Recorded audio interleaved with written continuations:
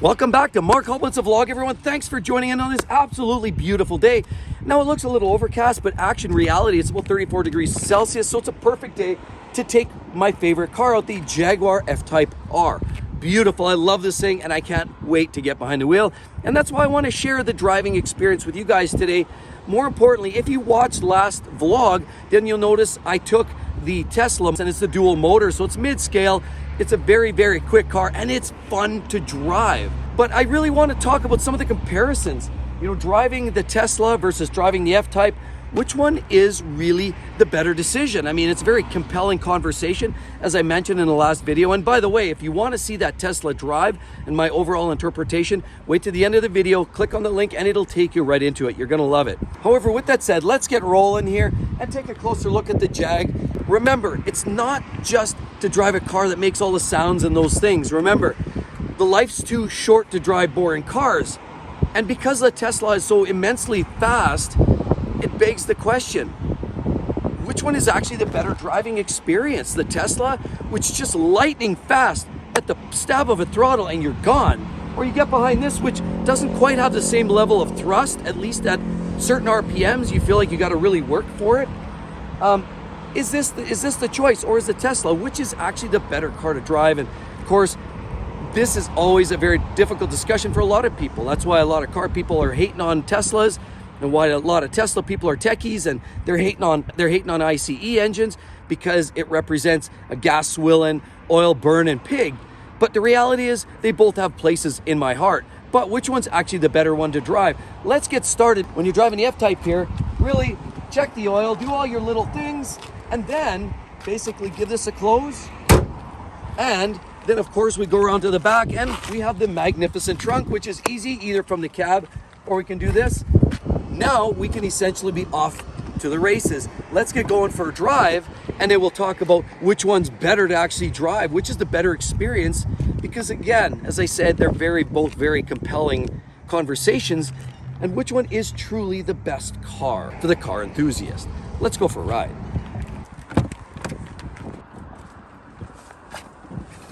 All right, let's go. All right, let's do this.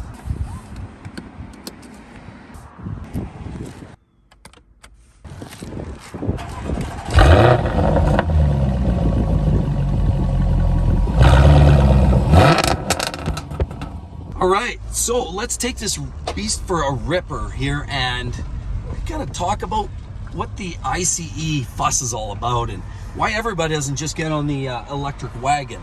Well, there's a few reasons. So obviously here, let's toggle that over, put that in dynamic mode, and now we're in sport with the exhaust on loud.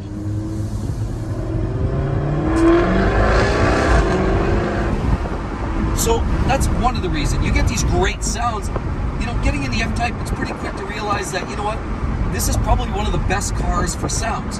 Then of course, coming from the Tesla, there's no sounds at all, and that's one thing you sort of miss. Now, on one hand, it's a bit of a novelty, but on the other hand, it sort of lacks the passion and this, you know, and just the exuberance and all that excitement that you get just even from flipping the throttle. Now, I mean, it's not all about noise, because I've seen a lot of cars that make a lot of noise and raspy and they sound like crap, and they're also slow. So it's not really just about that, but it's the whole package. It's really having the whole thing all dialed in.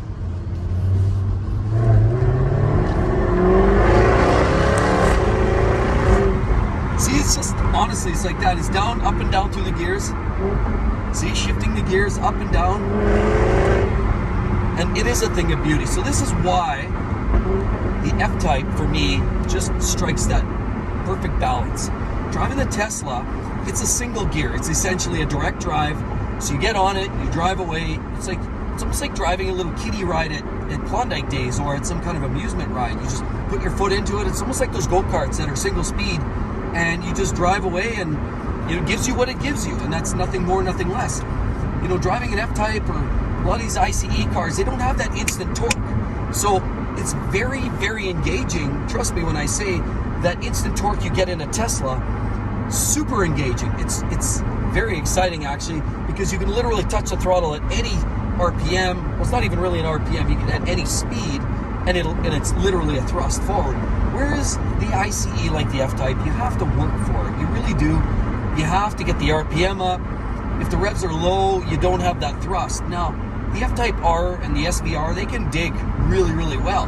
But you gotta have the revs right, just right. And if the revs are a little low, you're gonna feel it. Even these cars are going to feel a little bit sluggish, compared to the Tesla. Honestly, after driving around in the Tesla for a couple of weeks, and I hate to say this, but getting into the F Type, coming out of a dig, the F Type felt a little bit like a dog, if I can say that.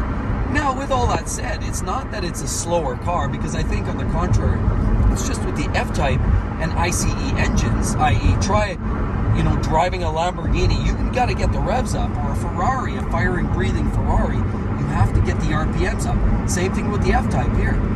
You have to get the revs up to get that excitement out of it. You have to get the RPMs up, because that's just a nature of an internal combustion engine. RPM gives you power, brings on the torque. Without it, you have very little. With an electric motor, they have very high torque at a very low RPM, essentially electric RPM. So it's easier to dip and delve into the power band that you would get from an electric motor. And that's what's so enticing driving the Tesla. It's literally, I can be driving 30 and I throttle it and I'm gone. I can be driving doing 80 and I throttle it and I'm gone. But the F Type, if I'm driving and I'm only at 2,000 RPM, it makes some noise, but it's just not going too fast, right? You feel a little bit of that torque, but it's really not going all that fast. But you get the revs up and you get a different driving experience. So part of the thing with these ICEs and why I love the F Type so much is because you have to work for it. Yes, supercharged V8 means you get great punch from a low RPM. Still not like an electric motor though. I'm going to be honest, it's not the same. Driving a vehicle with an electric drivetrain is always going to deliver more of the goods. Again, a lot easier. It's something that your granny can drive very easily. It's something that your kid or you or your mother or any of those people can drive very easily and extract a large amount of its power and performance with the punch of the throttle. With the F Type, you really got to get on it with the revs up to start to feel the jam. All right. So again, the F Type is nothing short of spectacular. And even compared to the Tesla, I would say arguably it could probably outpace the Tesla Model 3 with the dual motor, realistically.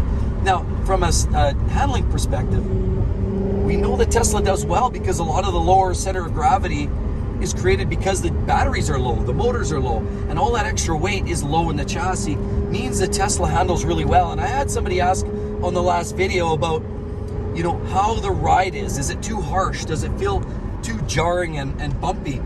And I would say a little bit. If you're coming from a Toyota Camry or a Honda Accord, those types of cars, then you step into a Tesla, it's going to feel a little jarry, a little jumpy and juddery.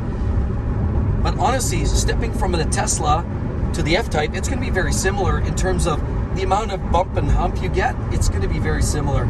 You do get a little bit of a jump out of the Tesla. It does feel very sharp, actually, and I was surprised to see how much handling prowess that car actually has. It's pretty amazing how well that Model 3 with the dual motors and the all-wheel drive actually handles. It's very precise, it's quite crisp, very direct feel, and it's honestly, it's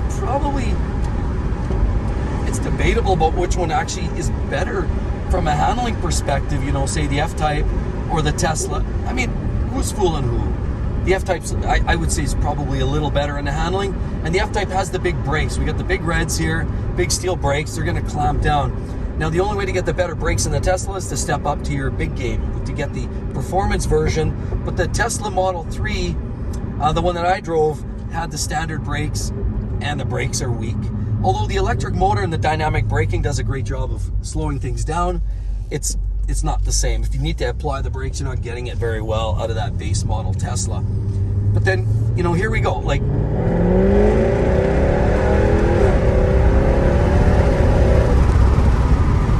oh yeah.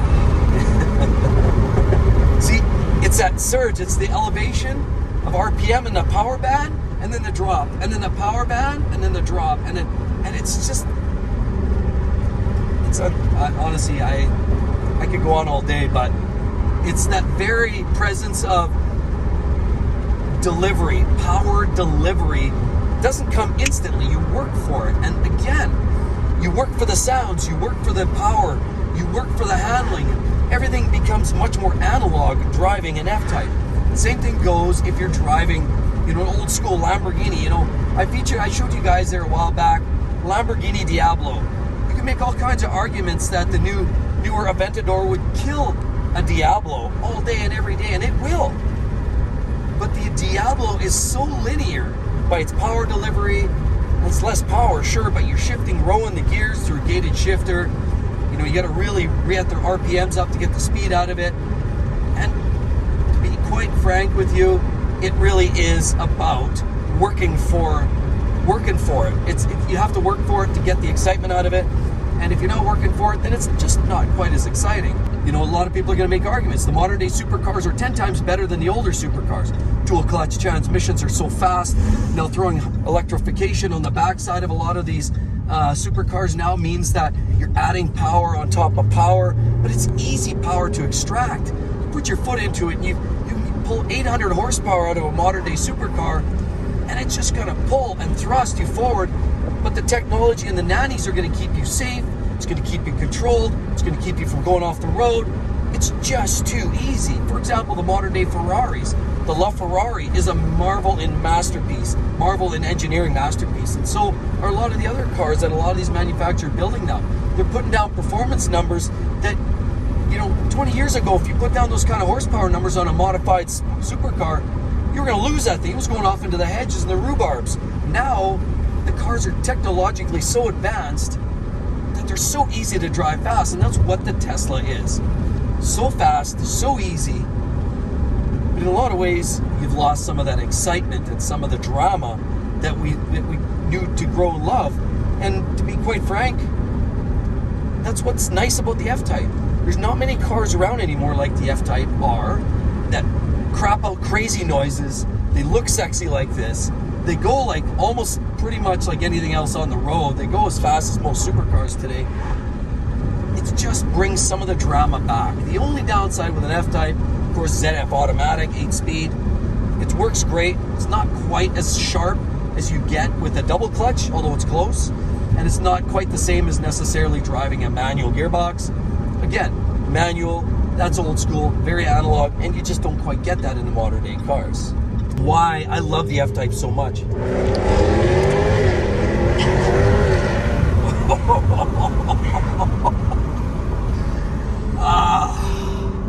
You know what, all-wheel drive, and it was breaking loose with all four wheels. And if I can add, this is in 34-degree weather. So clearly that's a first gear dig. So most of the time this car defaults to second gear and you lose some of that, but pull it down into first gear, dig out of first with an SVR and R, man, forget about it. You know what, we're talking about Hellcat levels of thrust. We're talking about performance that's on course with any kind of, well, almost any kind, maybe not quite up there with the Tesla Plaids, but it's certainly up there and beyond many of the regular Teslas. So here it begs the question, which one is really the best choice from a car driver's perspective? Somebody like myself, like you guys, who enjoy the sounds, who enjoy the thrust and the looks of a sexy car, because let's face it, I mean, it's an acquired taste, a Tesla, I'll be honest, especially the Model Ys and the Model 3s, with that tall frumpy top cab look. Especially the Ys aren't particularly great looking, in my opinion. The 3s aren't bad. They should have cut down the roofline a little lower, in my opinion. But again, it looks more like a Jetson mobile. Now we're talking about the S. The S looks hot, for sure, and the X also looks pretty solid, too. But from a standpoint of the visual, the validation that, yes, I bought the right car, looking back and seeing some of those cars just don't quite have the same appeal that an F-Type has. So we know the performance, it's all of everything that most of the Teslas have, other than maybe the Plaids. Of course, this definitely sounds the part, which draws the passion, and it always snap, crackle, pop is amazing. But honestly, look at the amazing look of this car. I mean, you have the flared haunches here. You have flares and all kinds of lines and creases that look amazing. And these rear flares right here, absolutely gorgeous. This car just has the looks. The proportion of the roofline isn't high and frumpy like on the Tesla, but instead you compromise a little headroom for the overall styling perspective, because that's what an enthusiast would do. A Tesla is designed from a point of view of easy to live with and conforms, easy just to manage. Anybody can get in, lots of headroom, touch the go button, everything's simple. Now, that's not always bad. That can be very good and it's very practical, but that's the point. A Tesla is made to be practical. It's made to save the environment, or at least that's the alleged idea behind it. We don't totally know yet. The jury's out on that yet as far as saving the environment goes, because I think clearly the heavy metals that go into those batteries and come back out are going to be a toxic situation. But that's besides the point. Do you like the car? Do you not like the car? I love the Teslas. I personally think they're great from a driving perspective, and I love driving. I've got the experience, the Tesla Model X Plaid at 1,000 horsepower. And if you haven't yet experienced that, trust me when I say it will literally knock your socks off. There's nothing else like it. And trust me, I also got a friend that has a Ferrari SF90 Stradale with 1,000 horsepower. And there's lots of videos online. Look at Drag Times, for example. Great YouTuber. I love his channel because he really puts all these cars to their possible wares. And he actually competes both of those. And here we're talking about $1 million Ferrari versus a $200,000 Tesla. And the Tesla can take down that Ferrari. I mean, go figure. So there's just something about the bragging rights, the ease of use, the low cost of maintenance and servicing. There's just something that appeals. Get in and go. I mean, if you're living in the cold North Arctic like I do here, the Teslas certainly have limits. But if you live in California and Florida and Texas and all those places where there's lots of density, there's lots of places to charge, and the temperatures are just right, there's no limits. Set your own limits at this point is what I would say. So which car really is the keeper of the two? Is it the F Type with the noisy, strange, convoluted flares that provide all kinds of, compromise essentially, because you have to compromise with the comfort level, you have to compromise with the sounds and the maintenance because they're not cheap to fix. You have to compromise in a lot of ways, but what you don't compromise is the driving experience, because this is literally one of the best driving cars on the planet today, this side of $500,000 supercar. So they are truly amazing. And the Tesla just does not have the looks, does not have the sound. And performance, some do, some don't. So where is my money going? Well, I'll leave you on this note. I'm a believer in diversity. Why can't we have it all? Why can't we have choice? Why do we have these douchebags up north, these federal leaders and these world global leaders and these globalists, all these left-wing aggressive people that are saying we need to mandate by 2035, we need to mandate by 2030 that everything has to be electrification? That's trash. I think Tesla has a place. I think ICE has a place. I think maybe hydrogen has a place, and there may be other technologies. Give people options. That's what I say. They're all great for their own reasons. I could literally drive a fire-breathing beast like this for the Saturday, Sunday nights, and then I could drive a Tesla for the commute to take the kids to school, maybe the soccer practice. Why not have it all? Maybe even the Hindenburg, the hydrogen-powered fuel vehicles as well, might have a place too in the world. I don't know. There may be options, but why are we having to restrict people's choices on the matters? They're all great vehicles in their own way. But either way, love to hear your guys' idea. Each and every one of you, please drop a line below what your thoughts are. What's the best way? Remember, life's too short to drive boring cars, and that's why an F Type will literally be my car of choice in the garage. But again, that's not for everybody. Let me know, drop a comment section below, and please do subscribe. Love to see each and every one of you on the next one, and we'll catch you real soon. Bye-bye.